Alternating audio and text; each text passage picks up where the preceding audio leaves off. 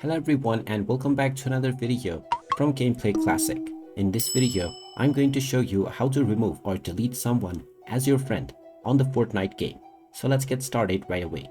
First of all, open up the Fortnite game on your device, and once you are taken into the main menu, if you wish to delete someone as your friend, tap on your account icon at the top right corner, and now underneath social, you will see your friends. You can just tap on any friend that you wish to unfriend and then tap on more option. You will now see the remove friend option. Go ahead and tap on this and you will be asked whether you are sure that you wish to remove this person as your friend. After confirming your decision, this person will now be removed as your friend on Fortnite and you will now not be able to join with any match with this user anymore. And there you have it. That is how easy it is to delete or unfriend someone from your friend list on the Fortnite game. If you find this video helpful, make sure you hit that like button and subscribe to our channel if you haven't done so already. Also ring that notification bell to never miss another update from us.